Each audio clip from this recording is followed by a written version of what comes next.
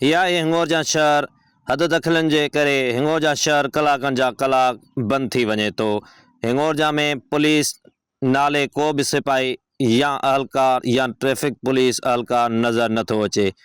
ही रश में कारोबारी तोड़े शहर में एमरजेंसी हुजण करे मिंटनि जो सफ़र कलाकनि में तय करणो थो पए।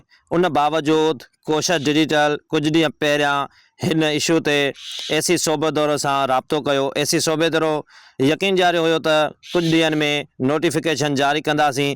अॼु उहो नोटिफिकेशन टाउन चेयरमैन ऐं कमेटी हिंगोर जा जे चेयरमैन सैयद अब्बास अली शाह पारां ऐं एसी सूबेदार शाह महमूद चांग पारां नोटिफिकेशन ज़रिए दुकानदारनि खे इतलाह ॾिनो आहे त 2 ॾींहंनि अंदरि पंहिंजी हद दख़लियूं हटाईंदा। जेकॾहिं न हटाए विया त उनजो ज़िम्मेवार या जेको नुक़सानु थींदो उहो दुकानदार पाण हूंदो। उन हिसाब सां वरी एसी सूबेदार सां राब्तो कयो हुयो कोशश डिजिटल जे रिपोर्टर त जेकी हिंगोर जा जी हद दख़ली आहे उनखे घटाइण लाइ अवां पंहिंजो किरदारु अदा कंदा। वधीक कोशश डिजिटल टीम एसी सूबेदार सां राब्तो कयो आहे। अचो त अव्हांखे ॿुधायूं। हेलो अस्सलाम वालेकुम सर। अस्सलाम। सर एसी साहब शाह साहब खुश आयो। जी जी सही साफ़ इंसाफ़ लिए मंगने पे गलाया कोशिश रिपोर्टर हुआ हिंगोर जा आवाज़ नथो अचे सही तरह सही। साफ़ इंसाफ़ लिए मंगने पे गलाया सर कोशिश रिपोर्ट। जी जी जी हुकुम हुकुम।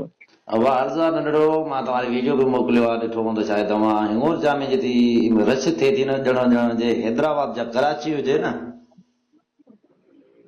जी जी एतिरी थी वञे। हद दख़लियूं रेड़ा या दुकानदारी जे हिसाब सां जेके अॻियां इहे हद दख़लियूं वधायूं अथनि इन जी महिरबानी थी वञे त बहितर थींदो।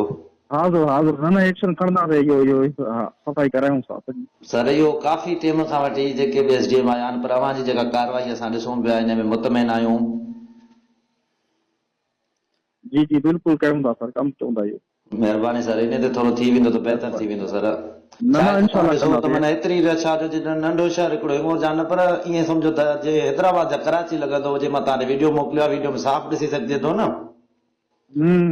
त एतिरी ट्रैफिक लंबी लेन थी वई आहे जो माना कलाक खन ॾेढ जे में जेकॾहिं हितां माण्हू मरीज़ हुजनि मस क्रॉस करे शहर में क्रॉस थींदो।